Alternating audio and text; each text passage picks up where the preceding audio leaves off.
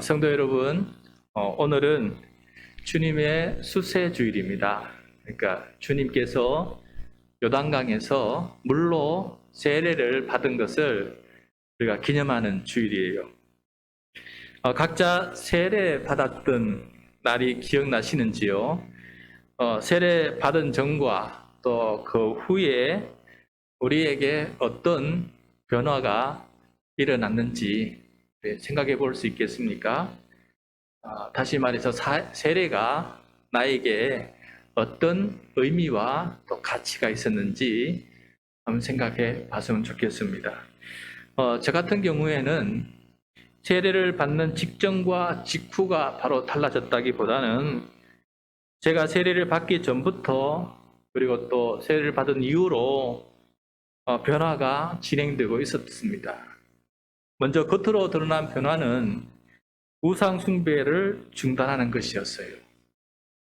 절에 가서 부처님께 절을 한다든지 또 집에서 제사를 지낼 때 죽은 사람의 위패 앞에 절을 한다든지 하는 일을 중단하고 오직 하나님께 예배하는 자가 되었습니다. 저게 큰 변화였고 또 엄청난 저항이 있었던 그런 변화였지만은 제 마음 깊은 곳에 오직 하나님 한 분이시다라는 믿음이 확고히 들어섰기 때문에 그런 변화를 이겨낼 수 있었던 것 같아요. 물론 겉으로는 그렇게 변했지만은 속으로는 여전히 하나님보다 더 좋아하는 것들이 있었고 또 그것들을 숭배하며 살 때가 많았습니다. 먼저 내 자존심이 하나님의 영광보다 더 높았고 그래서 하나님을 숭배하는 것, 예배하는 것보다 내 자존심을 숭배할 때가 더 숭배하는 경우가 많았었고 또 여전히 나의 소유를 하나님의 소유로 인정하지 못하고 청지기의 삶을 살아야 되는데 내가 주인인 것처럼 이렇게 살아가는 모습도 많이 있어요. 이 이외에도 세례 받았지만은 아직도 세례에 합당한 온전한 변화를 이루지 못하고 살아가는 것이 많이 있습니다. 오늘 본문은 성경에서 처음으로 세례를 베푸는 요한의 이야기를 우리들에게 보여주고 있습니다. 그동안 유대인들은 할례를 행했는데 이것으로 충분하지 못했던 것 같아요. 그래서 사가랴와 이 엘리사벳의 아들인 이 요한이 새로운 예식, 세례를 베풀면서 당대 유대인들에게 뭔가 새로운 도전을 하고 있는 것을 보게 됩니다. 예수님도 이 요한에게 와서 세례를 받게 됩니다. 예수님도 할례를 받았지만은 또한 세례를 받게 돼요. 예수님께서도 세례를 받으실 만큼 당시 세례가 그 유대인들에게는 큰 의미가 있었던 것은 분명합니다.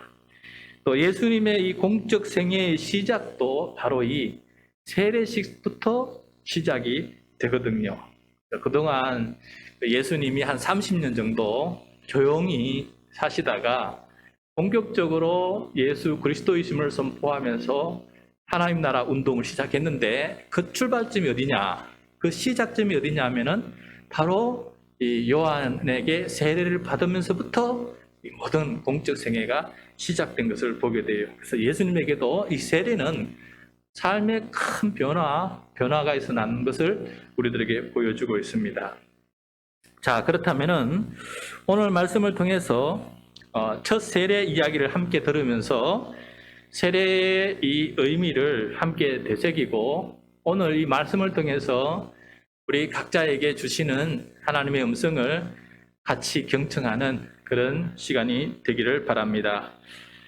먼저 세례를 베푸는 요한은 우리 지난주에 살펴보았듯이 제사장 사가랴와 또 제사장 가문의 딸이었던 엘리사벳이 결혼해서 낳은 아들이에요. 그러므로 이 요한도 제사장이지요.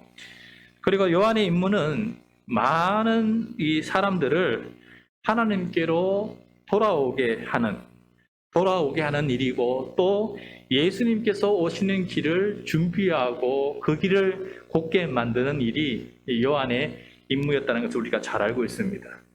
자, 그러면 요한은 이 하나님께 받은 이 사명을 이루기 위해서 그가 채택하고 선택한 사람들을 하나님께로 돌이키고 예수님이 오시는 길을 예비하는 길로 그가 채택한 것이 무엇이냐? 바로 회개의 세례를 통해서, 이 회개의 세례를 통해서 요한은 그 일을 감당했다라는 것을 보게 됩니다. 그러므로 요한은 하나님 맡은 사명을 어떻게 잘 감당할까 하나님께 지혜를 구했던 것 같고, 그 지혜의 열매로 세례라고 하는 이 운동, 회개 운동을 통해서 그 일을 감당했던 것을 보게 돼요. 자, 그래서 오늘 말씀 먼저 3절 4절이에요. 오늘 말씀 3절과 4절 같이 읽겠습니다. 요한이 요단강 부근 각처에 와서 죄 사함을 받게 하는 회개의 세례를 전파하니, 선지자 이사야의 책에 쓴 바 광야에서 외치는 자의 소리가 있어 이르되 너희는 주의 길을 준비하라, 그가 오실 길을 곧게 하라. 여기서 세례는 회개의 세례이고 또 죄 사함을 받게 하는 것이다 라고 말해주고 있습니다. 여러분, 죄가 뭡니까? 죄는 하나님을 부인하고 하나님을 등지고 하나님께 내 등을 보이고 하나님이 없는 삶을 살아가는 것, 이것이 죄의 근본적인 모습이에요. 그렇기 때문에 회개란 것은 다시금 하나님을 창조주로 인정하고 또 하나님을 향해서 돌아서고 하나님께서 이끄시는 대로 하나님과 함께 동행해 나가는 삶이 바로 회개의 삶이다라는 것을 우리가 알 수 있습니다. 이러한 회개가 바로 나에게로 오시는 예수님을 준비하는 것입니다. 그러니까 내가 회개하는 것이, 회개할 때 예수님이 나에게 오시는 길을 준비하는 것이고, 예수님께서 나에게 오는 길을 곧게 만드는 것이 바로 내가 진심으로 회개할 때, 그때 주님께서 내 마음 깊은 곳에 직진해서 들어오신다는 것을 오늘 말씀해 주고 있어요. 그런데 여러분, 우리가 살펴볼 것은 당시 유대인들이 정말 하나님을 등지고 있었느냐, 그만큼 그들이 하나님을 등지고 하나님을 모른 척하고 살았느냐, 그거는 아니다는 거예요. 그들은 다윗 시대보다 오히려 더욱더 율법에 충실하게 살아가는 유대인들이었습니다.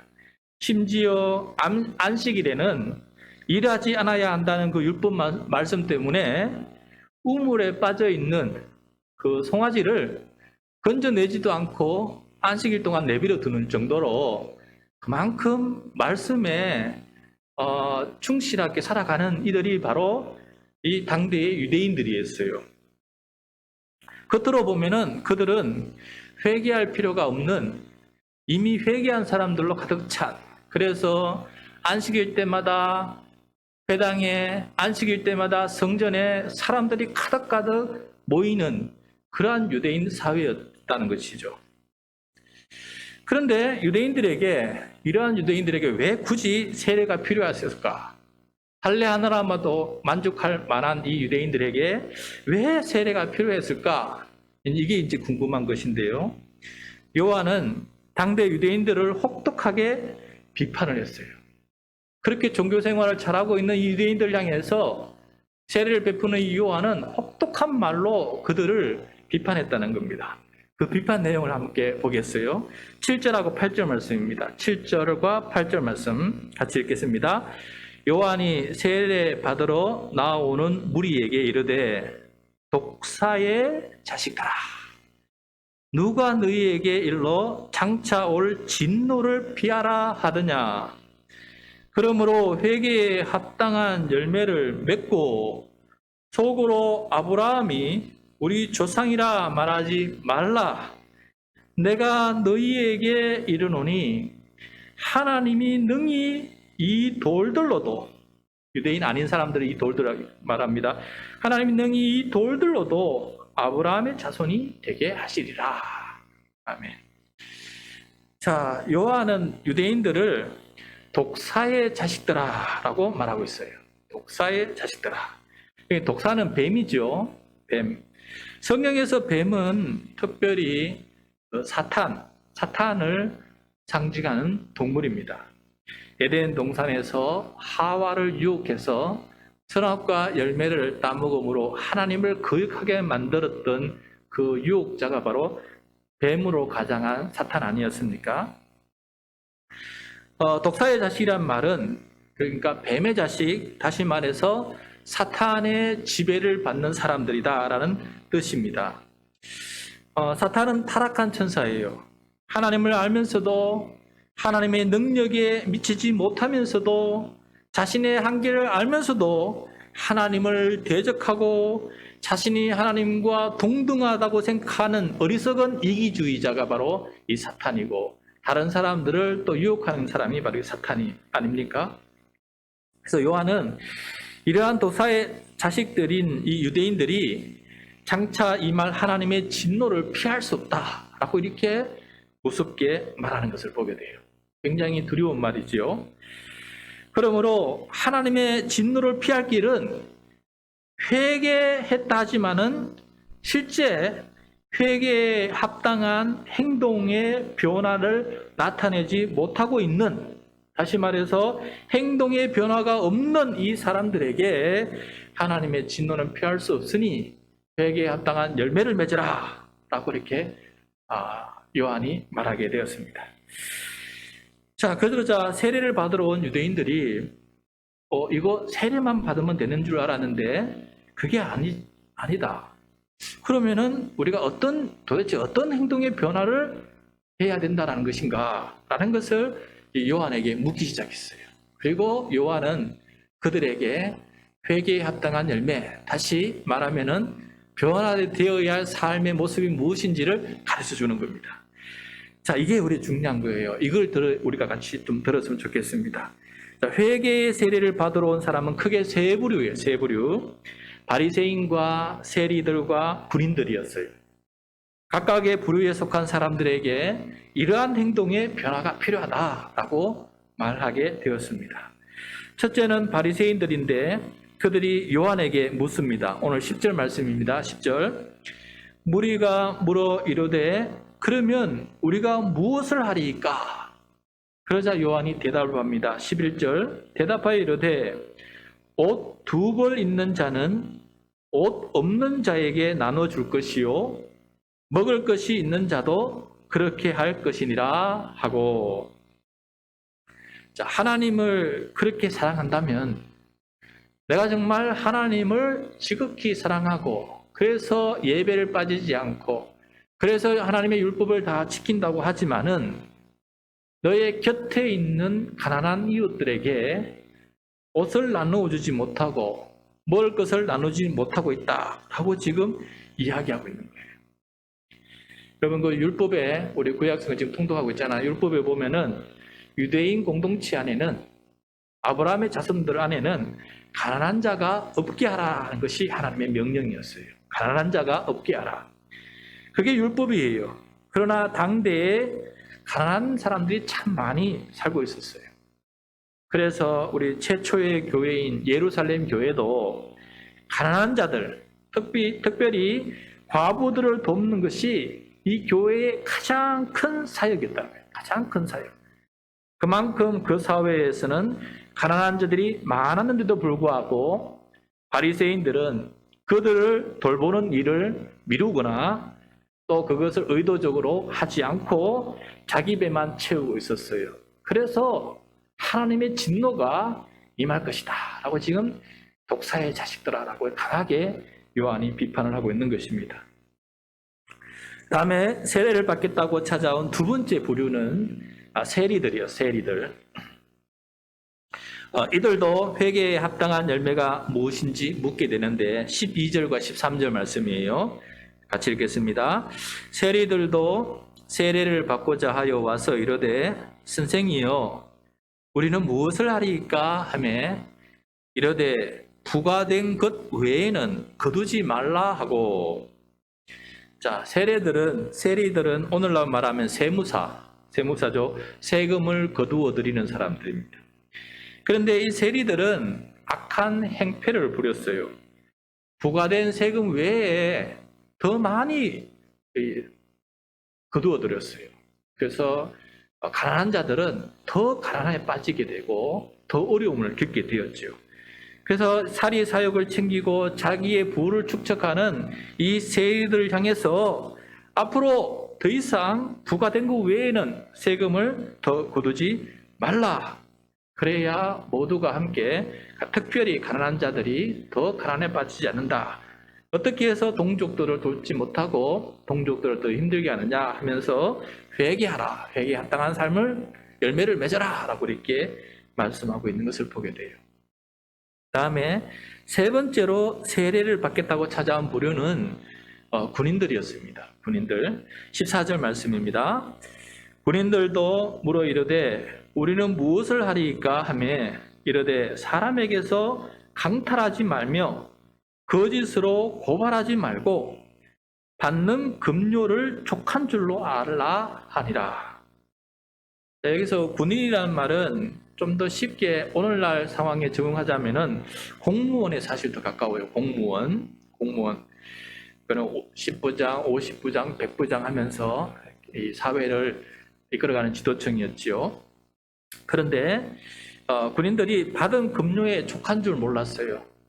자기가 받는 급료에 만족하고 살아야 되는데 더 가지려고, 그러니까 세리처럼 더 가지려고 나쁜 짓을 하게 되는데 사람들을 강탈한다.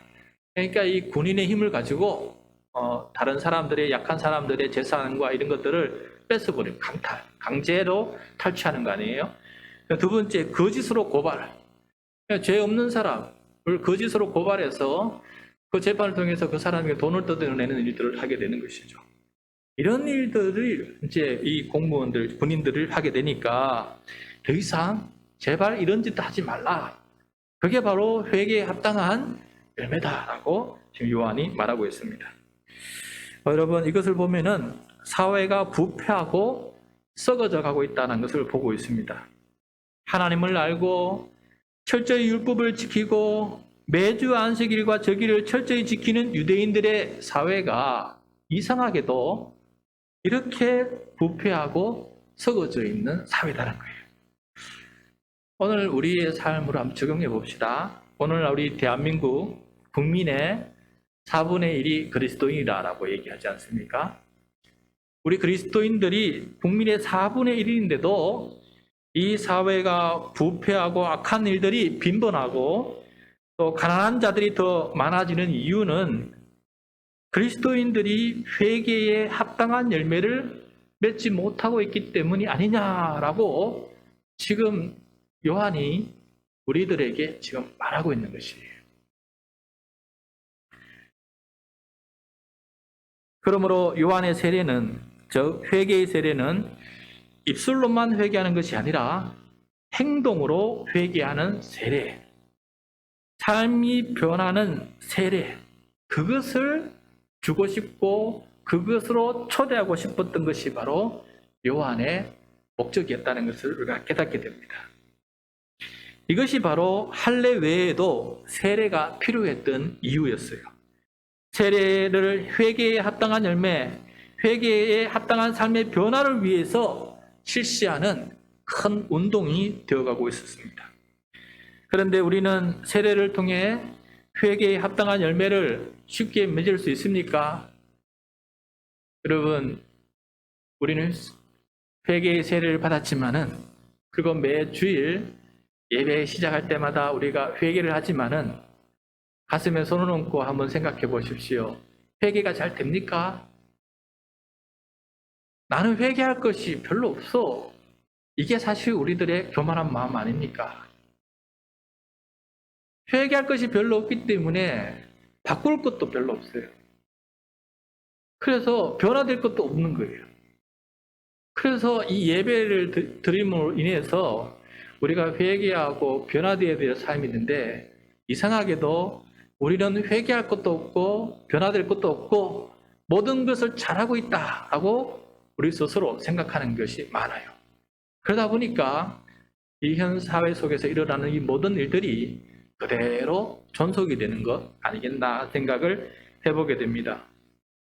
우리는 여전히 독사의 자식들이다라는 말을 요한에게로부터 들을 수가 있다는 거예요. 요한이 지금 우리 이 자리에 온다면은, 우리를 보고 말씀하신다면은 여전히 당대 유대인처럼 우리는 예배도 잘 드리고 직분도 받았고 주일마다 교회를 찾고 성경책도 읽고 뭐 다 붙들어 보면은 하나님과 동행하는 사람 아니겠어요? 그런데도 불구하고 요한의 눈에는 우리가 독사의 자식들이 될 수 있다. 이게 참 무거운 말씀으로 우리의 마음을 후벼 파는 그런 어떤 가시처럼 다가오는 것, 이것이 우리가 느껴져야 하겠다는 것이에요. 네, 놀랍게도 예수님은 이 요한에게서 세례를 받으실 때 하나님의 진노가 아니라 하나님의 사랑의 초점을 맞추는 세례로 그 초점을 바꾸시는 것을 보게 돼요. 회개에 합당한 열매를 맺는 것은 근본적으로 동의하는데, 예수님의 마음속에 있는 하나님은 진노하시는 하나님이 아니라 그럼에도 불구하고 우리를 사랑하시고 우리를 기뻐하시고, 그래서 우리 위해서 모든 것을 내어주시는 너무너무 어마한 사랑의 하나님을 우리가 보아야 된다라는 것을 가르쳐주고 있습니다. 예수님께서 세례를 받으실 때 성령이 비둘기처럼 내려앉으면서 예수님에게 임하셨고 하나님의 음성이 들려왔어요. 그 음성, 어떤 음성이었습니까? 누가복음 3장 22절, 오늘 본문 안 읽었지만 그 뒷부분에 보면 22절 말씀이에요. 우리 같이 한번 읽겠습니다. 성령이 비둘기 같은 형체로 그의 위에 강림하시더니 하늘로부터 소리가 나기를 너는 대사랑하는 아들이라, 내가 너를 기뻐하노라 하시니라. 아멘. 자, 세례를 통해서 사랑하시고 기뻐하시며 성령을 충만히 내려주시는 하나님의 모습을 우리는 예수님을 통해서 보게 됩니다. 회개에 합당한 열매를 맺는, 그러니까 진정한 삶의 변화는 내 힘으로는 안 되기 때문에 하나님의 사랑과 성령의 능력을 힘입어야만이 가능하기 때문에 예수님께서는 이 말씀을 하시는 것입니다. 사랑은 두려움을 쫓아낸다라는 말이 있지 않습니까? 그러니까 두려움에서 회개하는 것이 아니라 사랑에 기인해서, 십자가의 사랑에 기인해서 회개할 때 진정한 회개를 하게 되고 하나님과의 관계가 더 가까워질 수 있다는 것을 우리에게 가르쳐주고 있어요. 성도 여러분, 좀 더 깊이 묵상해 봅시다. 우리는 온전한 회개도 못하지만은 회개에 합당한 열매를 맺는 것도 더 잘 못해요. 눈물의 회개와 삶을 변화시키려고 하는 이 결단을, 그리고 그걸 실천하는 것들이 정말이지 우리에게는 어렵고 어려워요. 그러므로 요한의 방식이 아니라 예수님의 방식으로 우리는 회개에 합당한 열매를 맺는 사람이 되어야 되겠습니다. 그러면 예수님의 방식은 어떤 방식이냐? 이런 것이에요. 내 힘으로는 못합니다. 내 힘으로는 못합니다. 주님, 이 죄인을 불쌍히 여겨주시옵소서 하고 고백하면서 두 손을 바짝 들어서 하나님 앞에 포기 선언을 하는 겁니다. 내 힘으로는 절대 못합니다. 나는 너무나 이기적이고 내 것을 챙기는 사람이기 때문에, 나 같은 사람은 이 정도면 잘났다고 생각하는 사람이기 때문에 나는 회개가 안 되고 내 삶의 변화가 도대체 일어나지 못하는 이 사람입니다. 그러면서 주님 앞에 엎드리는 거예요. 그러고 난 다음에 십자가 앞으로 나와야 돼요. 십자가 앞으로. 나를 살리시기 위해 내 대신 내 짐을 지고 나 대신 죽으시면서 내 죄값을 치러주신 그 예수님을 인격적으로 만날 때, 그때 우리는 회개가 나오게 되고, 그때 우리는 삶의 변화도 경험하는 놀라운 결단을 할 수가 있게 됩니다.